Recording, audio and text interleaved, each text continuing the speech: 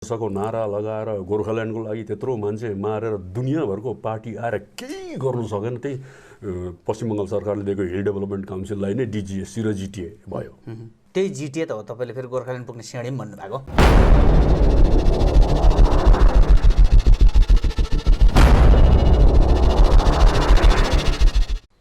चुनाव एउटा महँगो चिज हो। योपालि भाग नलिनुको एउटा कारण त 19 मा लोकसभामा उठे, हजुर, एकदमै राम्रोसँगले हारे हो कि। एक प्रकारले त्यो जनमत पनि हो कि अब तिमी चाहिँ दरकार छैन हामीलाई भनेर भने जनताले।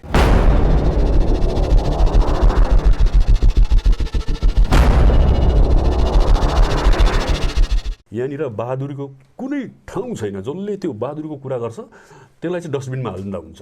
यहाँ गोर्खा अस्मिता, गोर्खा बहादुरी भन्नेहरू चाहिँ खालि यहाँको जनतालाई बोका बनाउने र मैला ढङ्गमा हाल्नेहरू मात्रै हो। किनभने त्यहाँ गएपछि काम गर्नुको लागि चाहिँ उनीहरूसँग सम्पर्क बनाउन सक्ने मान्छे चाहिन्छ।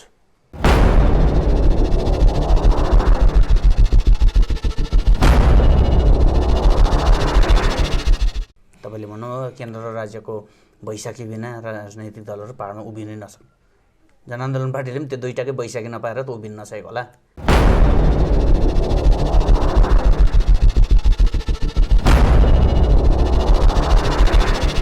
यो चुनावमा राजनैतिक दलहरूले कुरा त जातिको गर्दैछन्, तर सबभन्दा ठुलो कोसिस चाहिँ सबै कुरोलाई समर्पण गरेर पनि दल बचाउने काम हुँदैछ। अहिले जातिभन्दा ठुलो दल भयो, माटोभन्दा ठुलो दल भयो।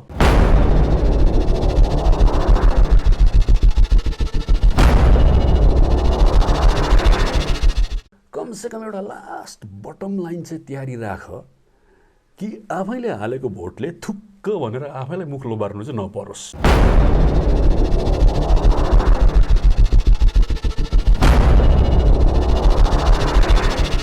मैले अघि पनि भने तपाईँलाई बारम्बार ढकनी भनिन्थ्यो, तपाईँले छोप्नै भएको हो नि त।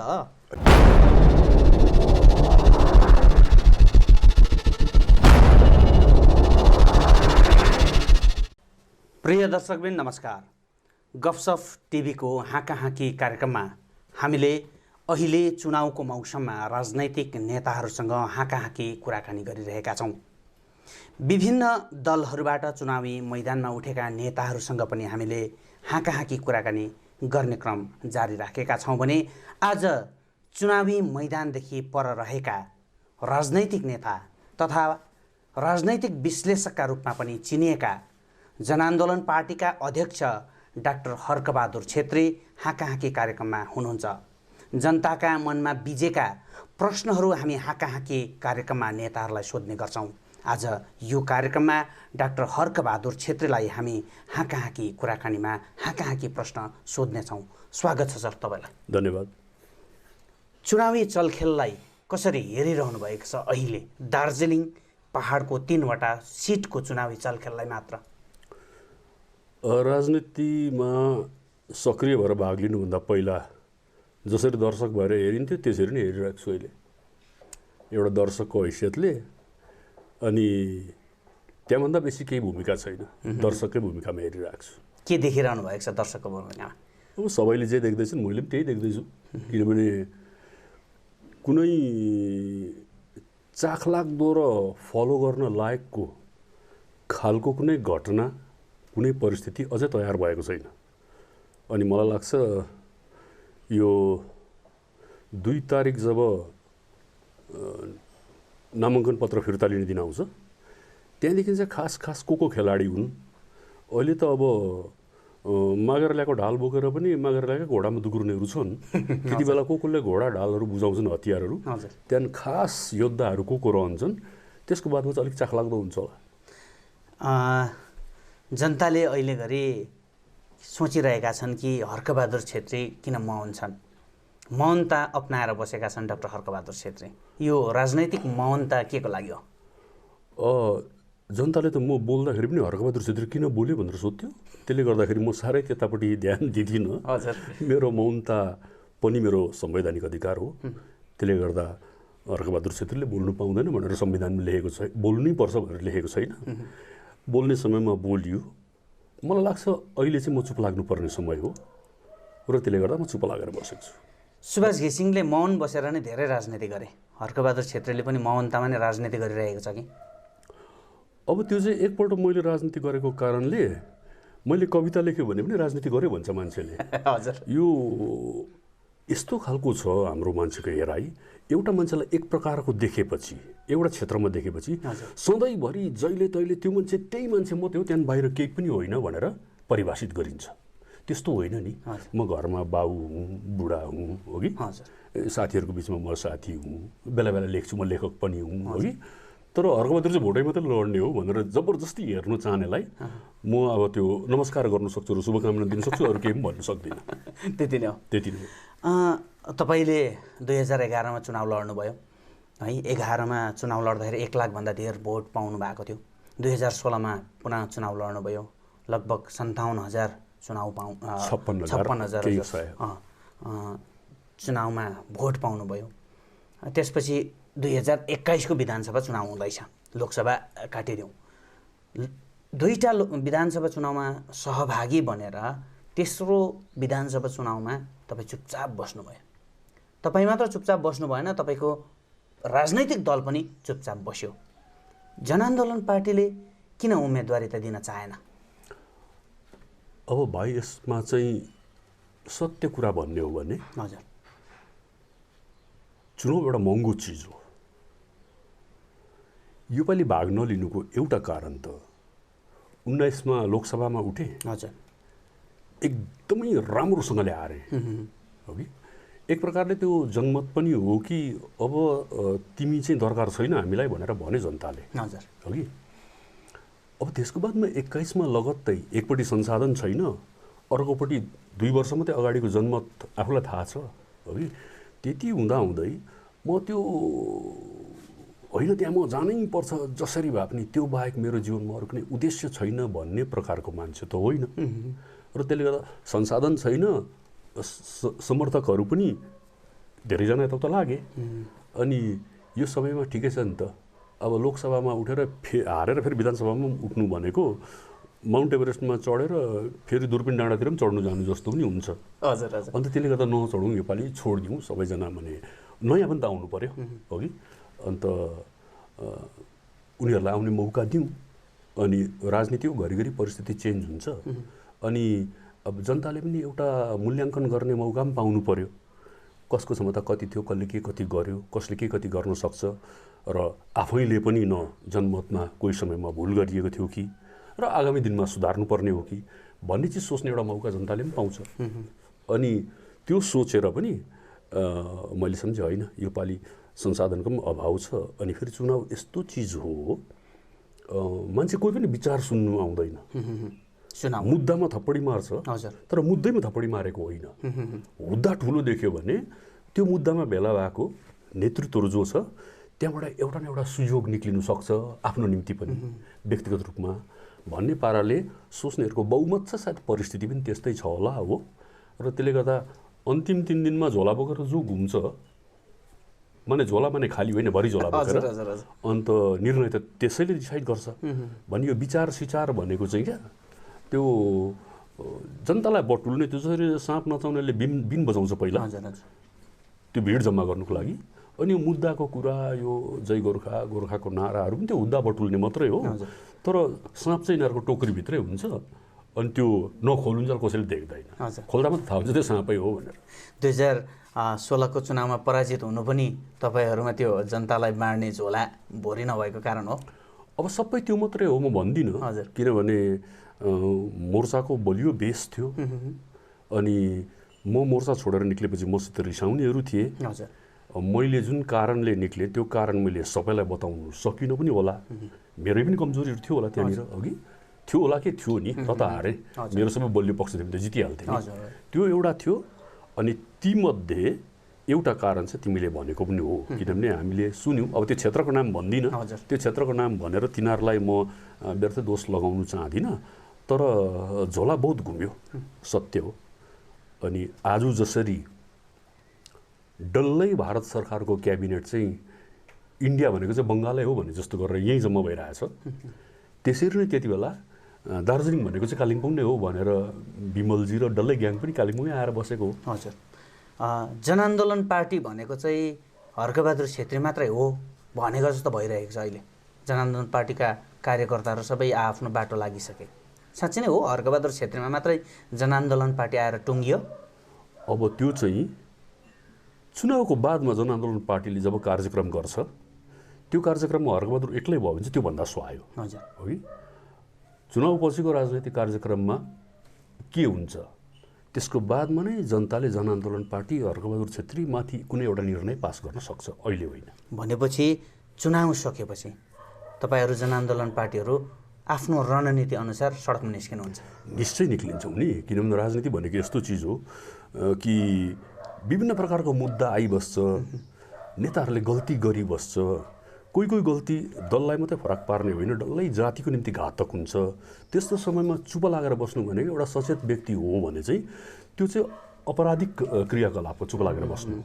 किनभने सबैले परिस्थिति बुझ्दैनन्, सबैले विश्लेषण गर्न सक्दैनन्, सबैसँग त्यो हतियार पनि हुँदैन त्यसलाई विश्लेषण गर्ने, अनि त्यो चासो पनि हुँदैन र त्यो क्षमता पनि हुँदैन। अनि जब लाग्छ कि यो परिस्थितिमा चाहिँ चुप लागेर बस्नु चाहिँ घातक हो र यो परिस्थितिमा कसैले त्यो बाटो हिँडे पनि नहिँडे पनि यो सही बाटो भन्नु चाहिँ जिम्मेवारी हो भन्ने भएपछि पक्का जनआन्दोलन पार्टी उत्रिन्छ नि। हर्कबहादुर छेत्री, महेन्द्र पी लामा जस्ता व्यक्तिहरू हाम्रा समाजका निम्ति एउटा निधिहरू हुन्, सम्पत्तिहरू हुन्, ठुलो ठुलो सम्पत्तिहरू हुन्। तपाईँकै जनआन्दोलन पार्टीमा रहेका अमर लामा जस्ता गोर्खाहरूको निम्ति एउटा सम्पत्ति मानिने व्यक्तित्वहरू हुन्।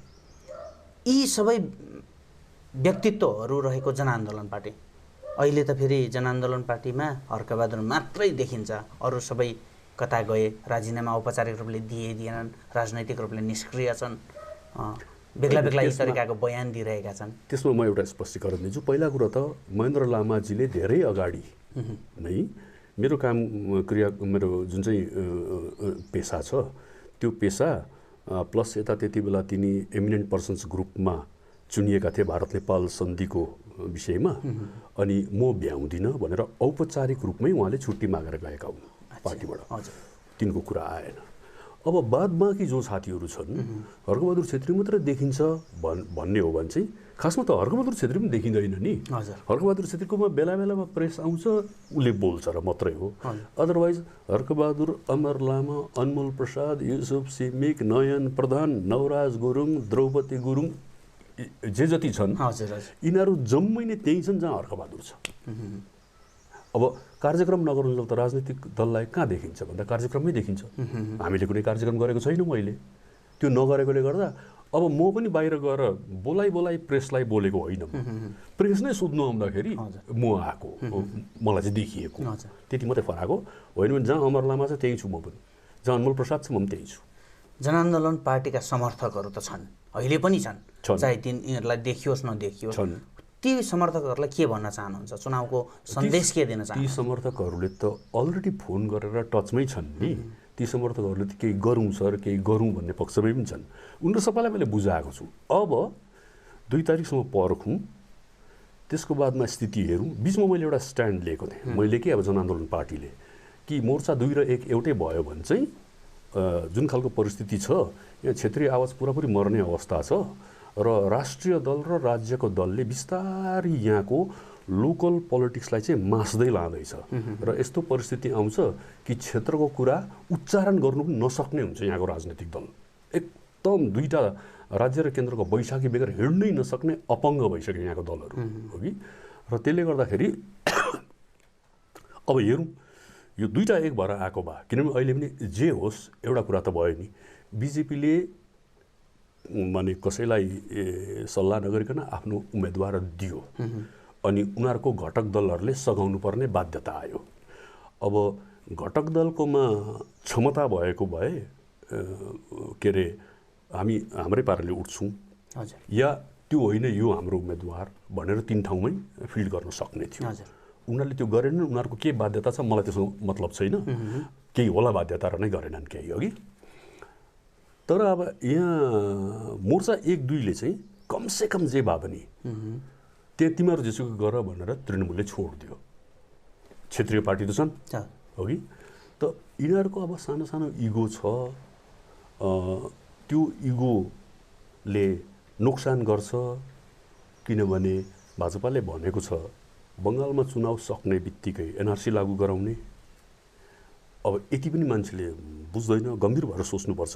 यहाँ कुनै दलको समर्थन विरोधको कुरा गरेको छुइनँ मैले, तर आउनेवाला जुन डेन्जर देखिँदैछ, तमिलनाडुमा त्यही भाजपाले गएर भन्छ एनआरसी हुँदै हुँदैन, बङ्गालमा हुन्छै हुन्छ, अघि घोषणापत्रमा हालेको छ। उत्तर प्रदेश, मध्य प्रदेश, बिहारतिर गाईको मासु लानेलाई गाडी रोकी रोकी लिन्चिङ भएर मब लिन्चिङले मारिदिन्छ। गोवामा गएर त्यही दलले हामी उपलब्ध गराउँछौँ गाईको मासु भनेर भन्छ, अघि।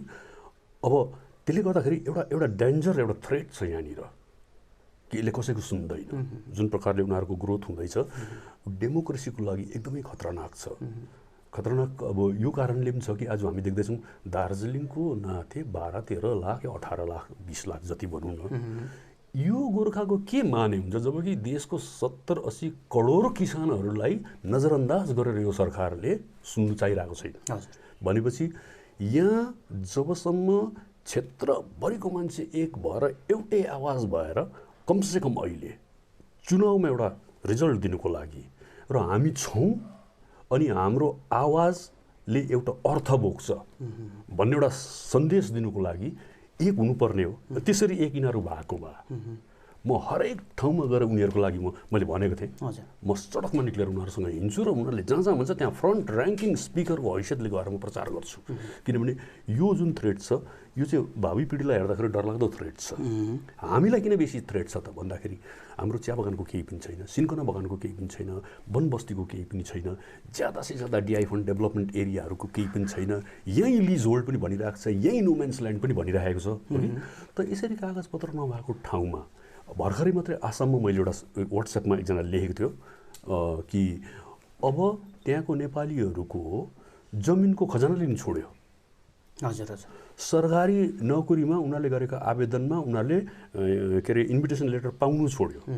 गर्दा बिस्तारै यो प्रोसेस चाहिँ के हो भने सरकारी कागजपत्रदेखि वञ्चित गर्दै गर्दै गर्दै लगेर तिमीहरू यहाँको हुँदै होइनौ भन्ने प्रमाण गर्ने कुरा हो, है। सुनियोजित षड्यन्त्र लङ टर्म छ यिनीहरूको, है। अब यसलाई रोक्नुको लागि होइन हामी छौँ र हामी तगडा छौँ र हामी देशको विधानसभादेखि संसदसम्म हामी यो आवाजलाई बुलन्द पार्न सक्छौँ भन्ने एउटा आवाज तयार पारेर पठाउनु पर्ने। यहाँ त भएको एउटा सलिड आवाज पनि टुक्रिँदै टुक्रिँदै टुक्रिँदै टुक्रिँदै गएर छिन भएर आफै हराउने अवस्थामा छ। तपाईँले भन्नुभयो केन्द्र र राज्यको बैशाखी बिना राजनैतिक दलहरू पार्न उभिनै नसक्ने, जनआन्दोलन पार्टीले पनि त्यो दुईटाकै बैशाखी नपाएर त उभिन नसकेको होला। हामीले चाहेनौँ नि, हामीलाई अफर नआएको होइन नि। हजुर। हामीलाई पार्टी खडा गर्ने अवस्था पनि पर्ने थिएन, तर सोलैदेखि हामीलाई हो नि त। म त्यो खुलेर किन बताउनु, अहिले अब आफ्नै उयो गरेको जस्तो हुन्छ। तर म जति नजिक त को थियो र राज्यको, अनि अब त्यो साथीहरूले नकार्न सक्दैन, जसले केन्द्रको दलहरू लिएर मेरोमा आएको थियो, त्यो अफर भएको। तर अब मैले सोचेँ अब त्यस्तै सब गर्ने, हामी साथीहरू सबै मिलेर सोच्यौँ अब त्यही सब गर्नु हो भने त त्यो गर्ने त अरू पार्टी पनि छँदैछ नि त। अन्त हामी अलग प्रकारको राजनीति गर्ने, आफ्नो आवाज उठाउने भनेर भन्ने, त्यो बैशाखी पाउने बित्तिकै भाका पनि त उसैको बोल्नु पर्यो। अन्त त्यही भाका बोल्नु भने के दरकार छ, घरमा बस्छु नि बरु। त्यो भाका नबोल्नका निम्ति पनि, त्यो भाका नबोल्नुको लागि पनि हामी अलग बस्यौँ। अहिले एकातिर तृणमूल त्यो पनि शक्तिशाली राजनैतिक दल हो, एकातिर भाजपा शक्तिशाली राजनैतिक। गोर्खाहरूको निम्ति तृणमूल र भाजपा सबैभन्दा खतरनाक कुन हो? मलाई लाग्छ गोर्खाहरूको निम्ति सबैभन्दा खतरनाक गोर्खाहरू नै हो, तृणमूल पनि होइन, भाजपा पनि होइन। यो चाहिँ स्पष्ट बुझ्नुपर्छ है। किनभने यो गोर्खाहरू नै आशे भएर एउटा समाति हिँड्ने बानी गर्यो। आफू गएर आफ्नो कुरा गर्ने ठाउँमा आफैलाई नपठाएर अर्को मान्छे खेताला लगाएर ल्यायो, हो कि। अन्त जसले एउटा मान्छे उम्मेदवार चुनेर पठाउनु सक्दैन त्यसले यत्रो ठुलो आन्दोलन गरेर माग हासिल गर्नु सक्छ?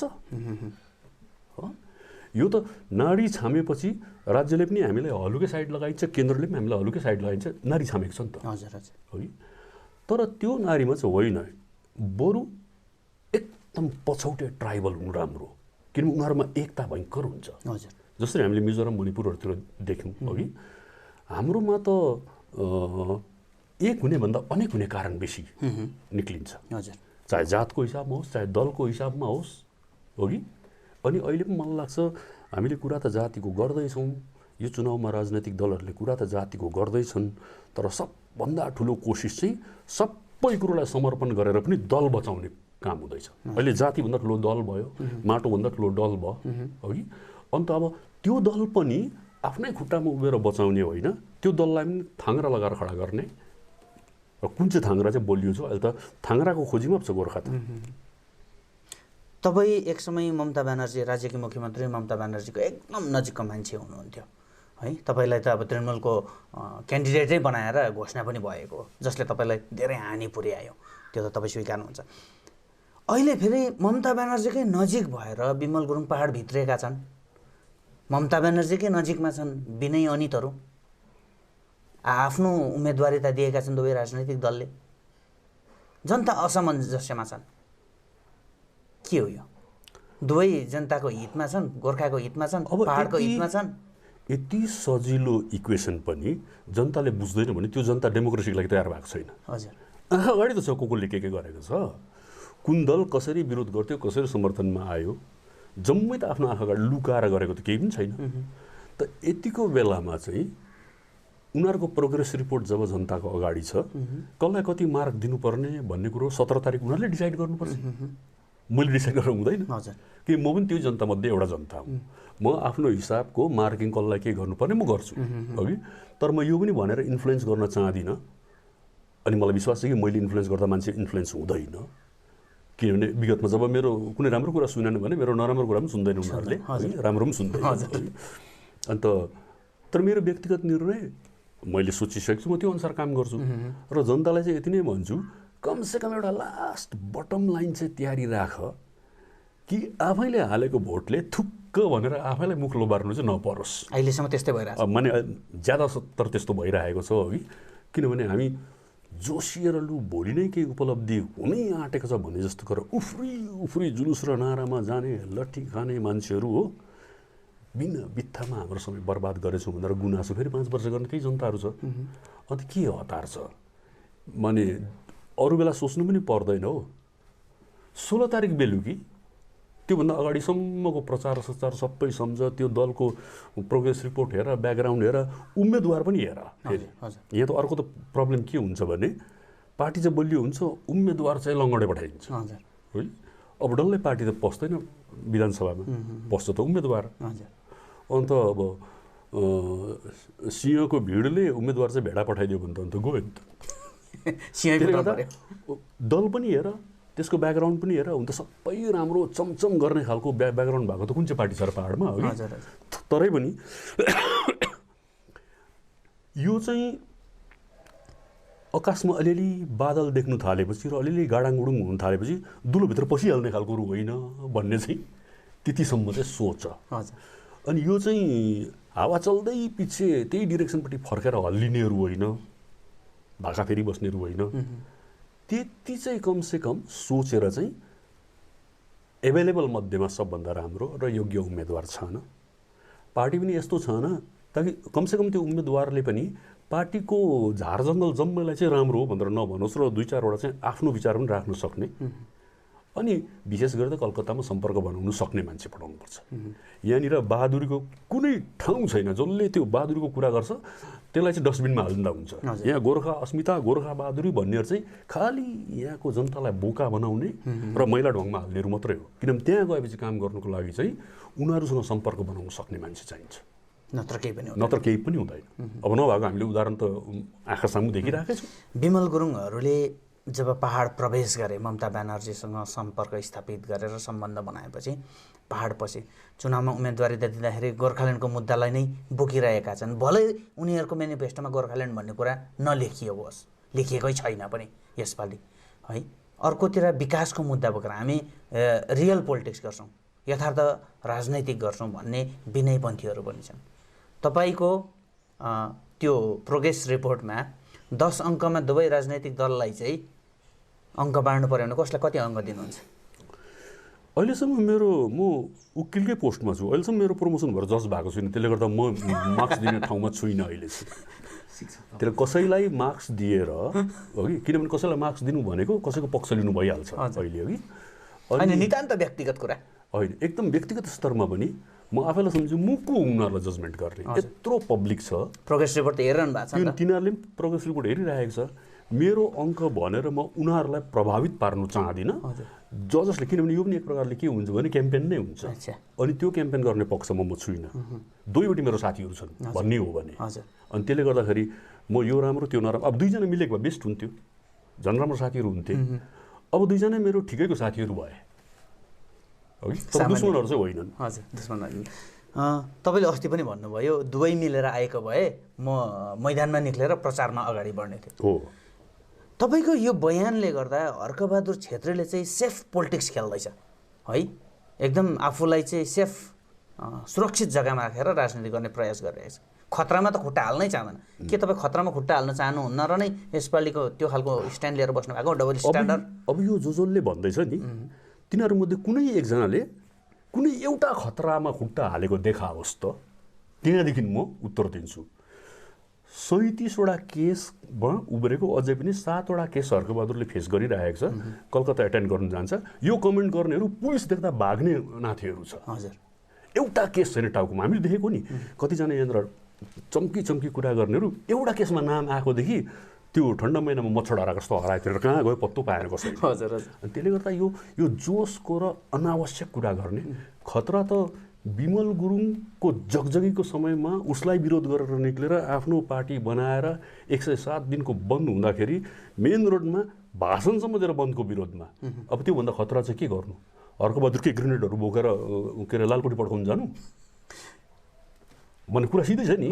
केलाई चाहिँ खतरा भन्छ यिनीहरूले? खतरा भनेको चाहिँ के आन्दोलन हुँदै गर्दा भाग्नु? अब पनि त्यो आन्दोलन जुन आन्दोलन म त सधैँ थिइनँ नि त, मैले त विरोध गरेको सुरुदेखि गर्दाखेरि यो मान्छेहरूले जुन खतरा अगाडि आउनेवाला छ एनआरसीको रूपमा, सिएको रूपमा, त्यो असल खतरा चाहिँ देख्दैन कि। अन्त जसले खतरा ल्याउनेवाला छ तिनीहरूकै पैरवी गरेर तिनीहरूकै समर्थन गरेर उल्टा के अरे दुर्घटना ल्याउनु सक्नलाई निम्त्याएर ल्याउनेहरूले भन्छ उल्टा क्या, देखेकै छैन कहाँ छ खतरा भनेर। अनि सेफ पोलिटिक्स खेल्ने हो भने तिनीहरूले कुरा नगरे पनि हुन्छ, जसले यो टिप्पणी गर्छन्। अब उनीहरूले आफ्नो लेभलबाट टिप्पणी गरे, म केही भन्न सक्दिनँ, किनभने हरेक व्यक्तिको टिप्पणी उसको औकात प्रमाण गर्ने टिप्पणी हुन्छ कि आफ्नो जे औकात छ त्यही गर्छ। तर अब अहिलेको परिस्थितिमा मैले त अब यहाँ प्रचार गर्नु मलाई ठिक लाग्दैन है। इलेक्टोरल पोलिटिक्समा जानुपर्ने थियो भने 2015 देखि नै मेरो कदम अर्कै हुन्थ्यो। 2015 देखि मैले जोखिम लिएर आएको होइन। म कुनै दिन पार्टी बनाउँछु भन्ने सोचेको थिइनँ है। एक्लै त निक्लेको पार्टीबाट। हजुर, एक्लै निक्ले जब कि 5 महिना थियो। अनि विमलजीले भनेको मानेर एकदम मैले पनि उही वान गोर्खाल्यान्ड लेखेको टी सर्ट एसेम्ब्लीभित्र लगाएर रेजिग्नेसन दिएको भए के अरे अर्को 5 वर्ष फेरि मेरै हुन्थ्यो, म जान्दथेँ हो कि। त्यो जान्दा पनि होइन, अब यो के अरे साह्रै बेसी ढाँट्न नसकिने खालको परिस्थिति भयो। मेरो काम त फेरि जस्टिफाई गर्ने थियो नि त, पार्टीले जे गर्छ भुलै गरेको छ भने यो ठिक हो भनेर बताउने काम थियो। कम त साह्रो काम हो त्यो। त्यही कारण तपाईँलाई बारम्बार ढकनी भनेर ट्याग भनेको। अनि यो दुनियाँलाई थाहा छ हर्कबहादुरले के गर्थ्यो त्यति बेला भन्दाखेरि कि अब त्योबाट बाहिर निक्लेर आउनुभन्दा ठुलो जोखिमको काम के थियो? को चाहिँ निक्ल्यो त्यति बेला? त्यति बेला सँगै उनीहरू पछि 1-2 वर्षपछि पनि निक्लिँदै गए त। हजुर हजुर। सुरु त मैले गरेको नि होइन। अनि त्यसले त्योभन्दा ठुलो जोखिम के हुन्छ? त्यसले गर्दा यहाँ सेफ पोलिटिक्स पनि के, म पार्टिसिपेट गरेको छुइनँ जब राजनीतिमा। अनि सपोज 2जना मिलेर आएको भए र कुनै एउटा उम्मेदवार भएको भए म त्यसको जितको लागि खट्ने थिएँ। अन्त म कहाँ हुन्थेँ त आफै? अन्त के को राजनीति? मेरो आफ्नो पार्टी बरु अझै थप कमजोर भएर जाने थियो होला त्यसो गरेको भए। अहिले त कमसेकम म कतै पनि छुइनँ हो कि। जतिजना शुभचिन्तक छन् र जो चाहिँ विचारबाट प्रभावित भएर आएर हर्कबहादुरकोमा गयो भने चाहिँ सुযোগ र सुविधा पाइन्छ भन्ने लोभले आएर तिनीहरू त मसँगै छन्। अनि जसको बाध्यता थियो उनीहरू निक्लेर गए होइन। अनि राजनीतिमा अब त्यस्तो पनि हुनु पऱ्यो नि त। यदि म आफ्नो समर्थकलाई उसको आवश्यकता अनुसारको केही चिज दिनु सक्दिनँ, अर्कोले भन्दैछ आऊ म दिन्छु हो कि, अन्त मेरो के अधिकार हुन्छ? तिमी त्यहाँ नजाऊ, बरु नखाइ भए पनि मसँग बस, उसले खानु बोलाउँदैछ नखाइ पनि मसँगै बस भनेर भन्ने मेरो के अधिकार छ? अन्त मैले त्यहाँ पाउँछु भने जाऊ भाइ, म त दिने अवस्थामा छुइनँ। तपाईँले आफ्नो जनआन्दोलन पार्टीका समर्थकहरूलाई धेर जसोलाई गोर्खा जनमुक्ति मोर्चा 2 तिर पठाइसक्नु भयो। तपाईँका समर्थकहरू गइसके अथवा समर्थक पनि नभन् फ्रन्टलाइन नेताहरू नै गइसके। मैले पठाएको होइन, उनीहरू आफै गएको। राजीनामा दिएर राजीनामा भन्नाले अब कतिले नभनी गए, कतिले चाहिँ फोन गरेर उनीहरूको बाध्यता बताए अन्डरस्ट्यान्डिङ छ भनेर। अन्डरस्ट्यान्डिङ के अब अन्डरस्ट्यान्डिङ भनेको चाहिँ आजकल यस्तो बुझिन्छ नि, यो अर्को एउटा बडा के अरे बदनाम भएको शब्द छ अन्डरस्ट्यान्डिङ। अन्डरस्ट्यान्डिङले चाहिँ के बुझिन्छ भने करप्सन बुझिन्छ आजकल है, कन्स्पिरेसी बुझिन्छ, षड्यन्त्र बुझिन्छ अन्डरस्ट्यान्डिङ भन्नाले। यो अन्डरस्ट्यान्डिङ होइन, तर उनीहरूले आफ्नो असुविधा र बाध्यता बताएर गए, जति पनि गएका छन्, 1-2 जना बाहेक। हजुर होइन, त्यो हेरेपछि चाहिँ मान्छेले पनि अब हर्कबहादुर छेत्री मात्रै राजनैतिक दलमा जान त्यतातिर जान बाँकी छ, अब मलाई आफ्नाहरूलाई त पठाइहाल्यो भन्दैछ। अब मलाई त्यो मान्छेसँग चाहिँ त्यो मेरो साह्रो राम्रो शुभचिन्तकको जसले यसो भन्दैछ नि, हर्कबहादुरको को गयो भनेर यति ध्यान दिएर हेर्ने, आफ्नो समयलाई खर्च गरेर भनेपछि मेरो शुभचिन्तकै हुनु पऱ्यो नि, होइन? हर्कबहादुर भोटमा उठ्दा नहेर्ने, तर हर्कबहादुरको कतै जाँदैछ भने चाहिँ त्यसलाई चाहिँ ध्यान दिएर हेर्ने मान्छे चाहिँ एक प्रकारले मैले तलब बिना राखेको मेरो नोकर जस्तो हो नि। मेरो को कता उसले याद गर्छ, एकाउन्टेन्ट जस्तो हो, राम्रै हो त्यो। तपाईँले जनतालाई निराश बनाउनु भयो, तपाईँका समर्थकहरूलाई निराश बनाउनु भयो, यो चाहिँ चुनावमा नउठेर। मेरो समर्थकले भन्नुपर्छ यो चाहिँ। हजुर। अनि मेरो समर्थकहरूसँग चाहिँ जतिजना छन् उनीहरूसँग गफमा उनीहरू राम्रै गर्नुभयो सर भन्छ, निराश छैन कोही पनि। निराश छैन, किनभने अहिले जुन खालको अब अहिले त अलिकति राम्रो अनुहारहरूमा आउनु थाल्यो। होइन कि जाप सकिएर चाहिँ तपाईँले त्यस्तो निर्णय लिनु? यो चाहिँ छ के त जाप भन्ने प्रश्न छ। यो चाहिँ जसले छैन सम्झिन्छ त्यसको लागि छैन, जसले छ सम्झिन्छ त्यसको लागि छ। कुनै पनि राजनैतिक दल छ कि छैन भन्ने कुरो फ्युचरमा त्यसको एक्टिभिटी देखिन्छ कि देखिँदैन त्यहाँनिर निर्भर गर्छ। अब मैले छ नि हामी एकदम छौँ हामी भनेर भने वर्षमा 2 पल्ट त्यस्तो पार्टी पनि छ है। हजुर, वर्षमा 2 पल्ट प्रेस बोलाइवरी ठुलो कुरा गरेर मान्छे एक्लै छ तर दल चाहिँ छ भनेर बताएर त्यसरी पनि राख्न सकिन्छ। तर त्यो खालको त्यो आफैलाई पनि ढाँट्नु, जनतालाई पनि ढाँट्ने काम किन गरिबस्नु र समय किन बर्बाद गर्नु? त्यसले गर्दा जाप छ छैन, अब छैन भने पनि केही असुविधा हुँदैन नि। राजनैतिक दलको कमी भएको यहाँ समस्या त राजनैतिक दल नभएर होइन नि, बेसी भएर छ। त्यसले गर्दा 1-2वटा दल हरायो भने त राम्रो हुन्छ त, त्यो त सक्यो भने ढुकै हुन्छ, सक्यो भने ढुकै हुन्छ। कमसेकम जनताले अर्कोतिर जाने मौका, जाने बाटो पाउँछ, किन अड्काएर राख्नु होइन? हजुर। त्यही कारण भविष्यमा कुनै कार्यक्रम देखिन्छ कि देखिँदैन जनआन्दोलन पार्टीको, त्यसमाथि निर्भर गर्छ जनआन्दोलन पार्टी छ कि छैन। यो बाहिर सोचेर टिप्पणी गर्ने मान्छेहरूको टिप्पणीले त केही पनि फरक पर्दैन नि। अनि कहीँ कतै मैले राजनैतिक दल खोलेर गल्ती गरेँ के भन्ने पनि लाग्छ कि त्यस्तो? सबभन्दा बुद्धिको काम त मैले त्यही गरेँ। यदि मैले त्यो राजनैतिक दल नखोलेको भएर मैले काम नगरेको यो कालिम्पोङ जिल्ला हुने थिएन, एउटा उपलब्धि त छ नि मेरो। त्यसले गर्दा 114 वर्षको नारा लगाएर गोर्खाल्यान्डको लागि त्यत्रो मान्छे मारेर दुनियाँभरको पार्टी आएर केही गर्नु सकेन। त्यही पश्चिम बङ्गाल सरकारले दिएको हिल डेभलपमेन्ट काउन्सिललाई नै डिजिएससी र जिटिए भयो होइन। मैले त कसैलाई आन्दोलनमा संलग्न नगराइकन केही नगरिकन एउटा जिल्ला भयो, म सेटिस्फाइड छु। त्यही जिटिए त हो तपाईँले फेरि गोर्खाल्यान्ड पुग्ने सिँढी पनि भन्नुभएको। चलाउनेको हात जानेन नि त, नभए तिमी पल्टाएर हेर त, कसैले पढेको छ जिटिए थोत्रै हो भनेर भन्ने मान्छेले त्यहाँ 59वटा विभाग, माइनर रुल फ्रेम गर्ने पावर, बिसिडी क्याटेगोरीको एपोइन्टमेन्ट पोस्ट क्रिएट गर्ने एपोइन्ट गर्ने पावर है।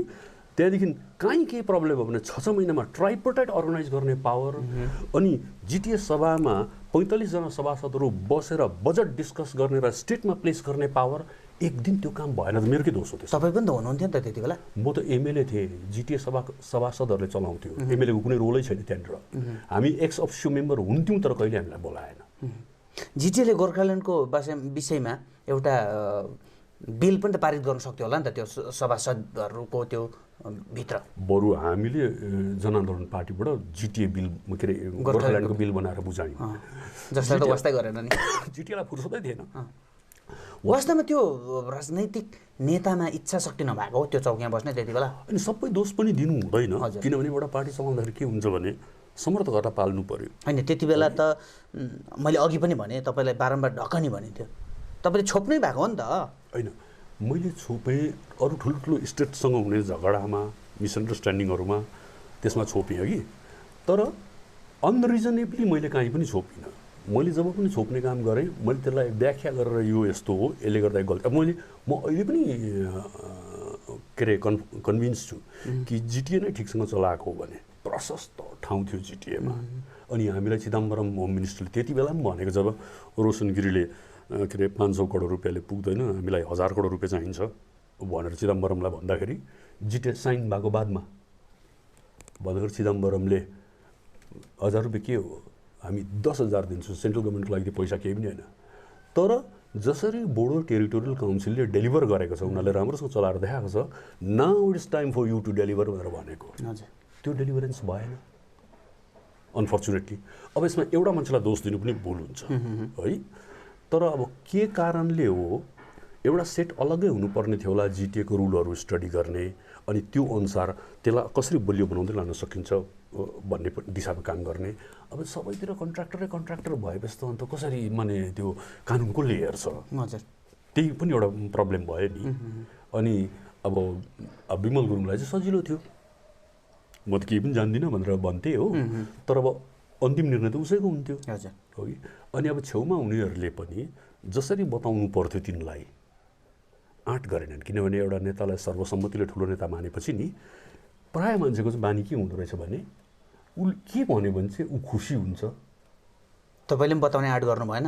म त थिइनँ नि 15 मा त म त निक्लेँ नि। मैले त तपाईँ हुँदा इभन म हुँदाखेरि जब भेटेँ मैले मेरो कुरा जहिले पनि राखेँ यहाँसम्म कि इभन यो 2015 को कुरा हो म निक्लेको थिइनँ। 2015 मा म शिक्षा मन्त्रीलाई भेट्नु जाँदाखेरि मलाई विवेक कुमार भन्ने हायर एडुकेसनको प्रिन्सिपल सेक्रेटरीले जो चाहिँ अब एजुकेसन मिनिस्टरकै छेउको च्याम्बरमा हुन्छ बोलायो। अन्त डाक्टर छेत्री यो पोहोर साल पठाएको तपाईँहरूकोमा अहिलेसम्म गरेको छैन 50 वटा जुनियर हाई स्कुल 80 वटा के अरे प्राइमेरी स्कुल तपाईँहरूको ठाउँलाई दिएको अहिलेसम्म लिस्ट आएको छैन त्यसको। यो के अरे बालुरघाट पुरुलियातिर पहिलादेखिको एडजस्ट गरेर उनीहरूले थप 9-10 वटा लगिसक्यो। यो छिटो भनिदिनुहोस् न भनेर भनेको। पाहाडमा छैन म छक्कै परेँ है। त्यो कागज पनि दिएँ मेरोमा कपी पनि छ त्यो कागजको है। किनभने अब कोही बेला यसरी बोली पठाइन्छ र भरे त्यसले गल्ती भन्यो भनेर बित्थामा दोष लगाउनुको लागि डिफेमेसन केस गरिदिन्छ है। त्यसले गर्दा त्यो अर्डर नै आफ्नो हातमा छ भने चाहिँ त्यो ल्याएर मैले विमल गुरुङलाई भने यस्तो यस्तो रहेछ अन्त यो त गरेको त एकदम राम्रो हुन्छ किनभने यसो गर्दा हाम्रो पार्टीको बेस बनिन्छ भन्दा उहाँले भन्नुभयो अरे ओ जोइ रोशनलाई यो सरले के भन्दैछ यो त गरिहाल्नुपर्छ त।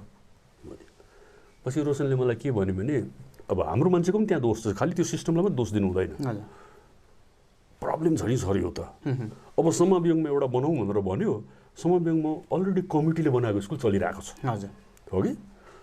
अब त्यो स्कुललाई नै एउटा स्कुलमा एडप्ट गरौँ भनेर भन्दाखेरि टिचर पनि हामीलाई नै लगाउनुपर्छ भन्छ त्यहाँकोहरूले। अब त्यो टिचरलाई लगाउँ भने फेरि तिनीहरूको क्राइटेरियामा पस्दैन अन्त निल्नु न ओखल्नु खालको त्यस्तो परिस्थिति पनि थियो ठाउँमा। त्यसले गर्दा मैले भन्नु चाहेको चाहिँ जम्मै दोष पार्टी गर्ने लिडरलाई मात्र दिनु हुँदैन। समर्थकको प्रेसर किसिम किसिमको हुन्छ अनि कति ठाउँमा चाहिँ अब लिडर एकदम बलियो छैन भने अलिक भिजनरी छैन भने बुलडोज गर्न सक्दैन अनि समर्थकले जे भन्यो त्यतापट्टि पनि लाग्ने हुन्छ। त्यसो गर्दाखेरि पनि व्यवस्थाले ठिकसँग काम गर्न सक्दैन। विमल गुरुङहरूले भाजपाको साथ छोडे भाजपाले गोर्खाहरूलाई धोका मात्रै दियो आश्वासन मात्रै दियो भनेर बुझ्नका निम्ति धेरै लामो समय उनीहरूले लिए। उनीहरूको सही निर्णय हो आज आएर लाग्छ तपाईँलाई?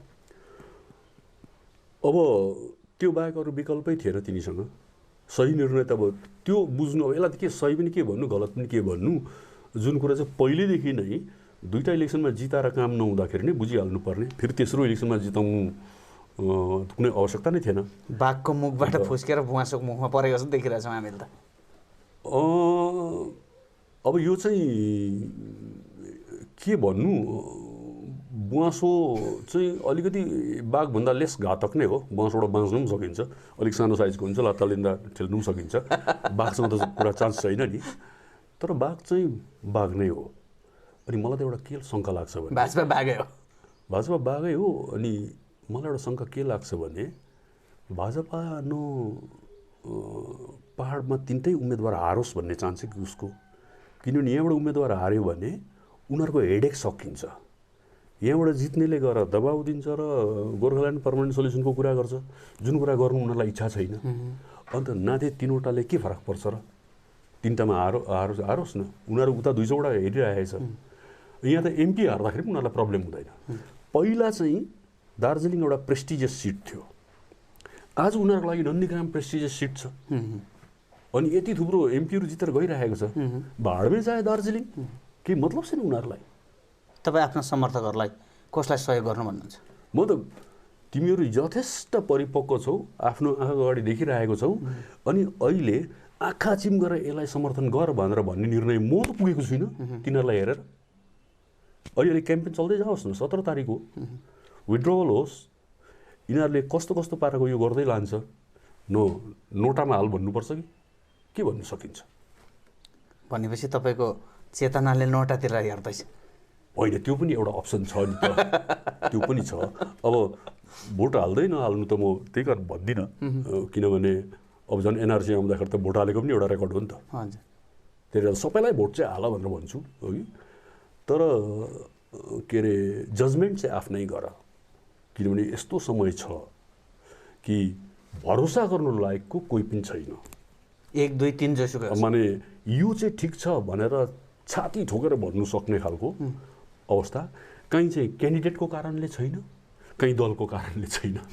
कहीँ क्यान्डिडेट ठिक छ, दल ठिक छैन, कहीँ दल ठिक छ, क्यान्डिडेट ठिक छैन, त्यस्तो भइरहेको छ। अब कहाँ कहाँ कुन कुन भन्ने डिटेल चाहिँ नसोध मलाई, किनकि यो चाहिँ तिमीले फेरि मेरो घरमा के अरे छप्परमा ढुङ्गा आउने खालको प्रश्नहरू हुन्छ, यस्तो सोध्नु हुँदैन। चुनावमा जसुकैले जितेर जाओस्, एकजना त जितेर जाने निश्चित नै हो। जितेर गएका पहाडका 3 जना विधायक अर्थात् कालेबुङका, त्यसमध्ये कालेबुङका विधायकले गर्नुपर्ने काम के हो, के भन्न चाहनुहुन्छ? म त कालिम्पोङ मात्रै होइन, कालिम्पोङ दार्जिलिङ खरसाङकै विधायकहरूलाई जो जितेर जान्छन् तिनीहरूमा एउटै कुरो भन्छु, दया गरेर गोर्खाल्यान्डको कुरा नगर है। कालिम्पोङमा बेहाल छ पानीको अवस्था, 3 दिन 4 दिनमा एकपल्ट आउँछ, पानी त खुवाउनु सकेको छैन, के गोर्खाल्यान्डको कुरा गर्नु? पानी ठिक गर, हो कि। यो टुरिस्ट टाउन हो, सबभन्दा घिनलाग्दो भएको कारण पानीले गर्दा नै हो। के गोरुको आन्द्रा जस्तो झुन्डिरहेको हुन्छ जहाँसुकै पाइप हो। हजुर, पानी ठिक गर, अस्पताल त छँदैछ हो, बत्तीको मोटामोटी अवस्था ठिकै छ, शिक्षा ठिक गर, किनभने यो स्कुलहरू विशेष गरेर प्राइमेरी यति साह्रो पोलिटिसाइज भएर खत्तम भएको छ। हामी देख्थ्यौँ कहीँ सर 3 जना छ, स्टुडेन्ट 1 जना छ। हजुर, त्यस्तो पनि छ, हो कि। त्यो ठिक गर। अनि अब यो गाउँ बस्तीमा धेरै ठाउँ बाटोको समस्या छ, माने मोटामोटी पूर्वाधार जुन चाहिन्छ मान्छेको लागि विकासको। अब एकावटी आर्टिकल 21 इन्डियन कन्स्टिट्युसनले safe drinking water fundamental right हो भनेर भन्छ। यहाँ मैला पानी चाहिँ पाउँदैन मान्छेले, अन्त हाम्रो त फन्डामेन्टल राइट पनि छैन, हो कि। यस्तो अवस्थामा मान्छेलाई डेली चाहिने चिज 15 दिन पानी नआओस्, मान्छे मर्छ खानु पाएन भने। 114 वर्षसम्म गोर्खाल्यान्ड बेकार बाँचिरहेको छ, उसलाई केही पनि भएको छैन। त्यसले गर्दा पहिला त विधानसभा भनेको क्षेत्रको विकासको कुरा हो, त्यहाँ अरू ठुलो केही हुनु सक्दैन। कालिम्पोङको विधायकले पानीको काम गर र यो गाउँ बस्तीमा बाटोको काम गर। यहाँ एग्रिकल्चरको सम्भावना भएको ठाउँ हो यो, यहाँ चिया बगान छैन। त्यो एग्रिकल्चरमा जुन जुन क्रप इन्सुरेन्सहरू हुन्छ, सरकारले गरिदिन्छ क्रप इन्सुरेन्स, त्यो कामहरू गरिदेऊ। मोडर्न इम्प्लिमेन्ट्सहरू जुन चाहिँ पाइन्छ एग्रिकल्चर डिपार्टमेन्टबाट, त्योहरू पुर्याउने काम गर। कालिम्पोङमा त्यति गऱ्यो भने जथेष्ट हुन्छ। दार्जिलिङमा जो छ, अनि अर्को काम गर्नुपर्छ कालिम्पोङ विधायकले, त्यो चाहिँ के हो भने अहिले जमिनको रेजिस्ट्रेसन बन्द भएको छ, हो कि। अनि कलकत्तामा सल्ट लेकमा जमिनको दाम जति छ सलामी, त्यति नै चाहिँ दार्जिलिङमा पनि लिँदैछ। जबकि दार्जिलिङमा चाहिँ ढुङ्गा माटोमा ढुङ्गा र पहरा भएको ठाउँ चाहिँ केही उत्पादन हुँदैन, तर त्यो चाहिँ एकदम बिजनेस क्यापिटलको जस्तो दाम चाहिँ के भनेर चाहिँ कुन कारणले चाहिँ लिनु सक्दैछ यिनीहरूले, त्यसमाथि काम गर। ड्याइफोन डेभलपमेन्ट एरियाको पर्चा निकाल्ने काम गर एसेम्ब्लीमा। मैले 2 पल्ट कुरा उठाएको छु, यदि कुनै विधायक आउँछ भने मैले प्रिन्सिपल सेक्रेटरीलाई 2 पल्ट बुझाएको र मैले एसेम्ब्लीमा उठाएको कुराको म जम्मै त्यो हिस्ट्री उसलाई दिइहाल्छु, रेकर्ड दिइहाल्छु, र त्योबाट ऊ अगाडि बढाएर लानु सक्नुपर्छ। कालिम्पोङमा त्यति हो, किनभने खासमलमा आफ्नो प्राय जमिनको कागजपत्र छ मान्छेको। दार्जिलिङमा चिया बगानको काम गर, चिया बगानमा स्याट्टै छैन, सिन्कोनामा स्याट्टै छैन है। अन्त त्यहाँ कागजपत्र तयारी त्यो गरिदेऊ कि त्यही हो गोर्खाल्यान्ड त्यहाँको मान्छेहरूको। अनि खरसाङमा पनि त्यही हो, पानीको काम गर, पर्जापट्टाको काम गर, चिया बगानको मिनिमम वेजको काम गर, चिया बगानमा उनीहरूले यति काम गर्नु सक्यौ भने यो 70 वर्षदेखि एउटा नारा लगाएर बित्थामा त्यो काम पनि गर्दैन तर माग चाहिँ गोर्खाल्यान्ड हो भनेर भन्छ। अनि त्यो एउटा नारा लगाएर 14-15 योपालि 16वां विधानसभामा जाँदैछ मान्छे, अनि 16वटा विधानसभासम्म खालि हाम्रो माग गोर्खाल्यान्ड भनेर पाउँदै नपाउने चिज मागेकै छ नपाउने ठाउँमा। म त कोही बेला त हाँस उठ्दो पनि लाग्छ यस्तो के एमपीलाई प्रेसर गर्दैन, त्यो पाउने ठाउँ हो।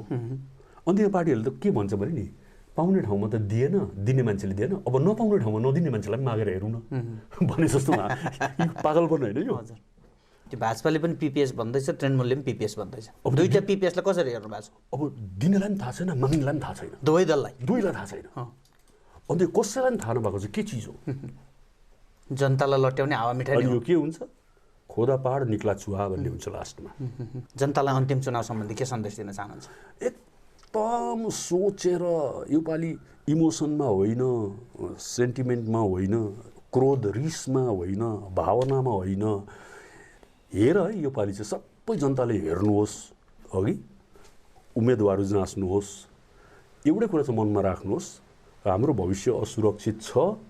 किनभने सरकारले जसरी भए पनि यो आगामी दिनमा एनआरसी र सिए लगाउनेवाला छ, त्योबाट जोगिने कागजपत्र जम्मै तयारी पार्ने र यहाँको माने यो ठाउँ र यहाँको जनतालाई सुरक्षित राख्नु सक्ने योग्यता भएको व्यक्ति र दललाई नै चुन्नुहोस्। कुनै दलको बारेमा त म भन्न सक्दिनँ, तर त्यति गर्नु चाहिँ आफ्नै प्रतिको जिम्मेवारी हो। किनभने त्यो जनताले कसैलाई गुण लगाइरहेको छैन, उसकै छोराछोरीको भविष्य सिक्योर गर्दैछ। त्यो सोचेर निर्णय लिनुहोस्। योपालि त्यो 3 दिन अगाडि झोला बोकेर दुर्नेहरूको पछाडि नलाग्नुहोस्।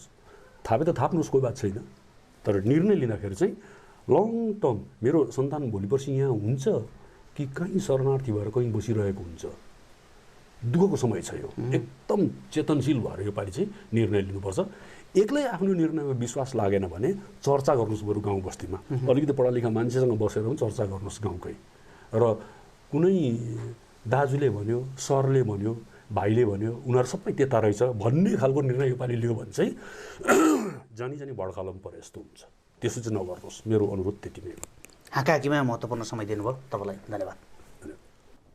हवस् त दर्शकवृन्द, आज हाकाहाकी कार्यक्रममा मसँग हुनुहुन्थ्यो जनआन्दोलन पार्टीका अध्यक्ष डाक्टर हर्कबहादुर छेत्री। वर्तमान चलिरहेको राजनैतिक परिस्थितिहरूमा हामीले हाकाहाकी कुराकानी गऱ्यौँ। आगामी दिनमा अन्य नेताहरूसँग हाकाहाकी भेट हुनेछ।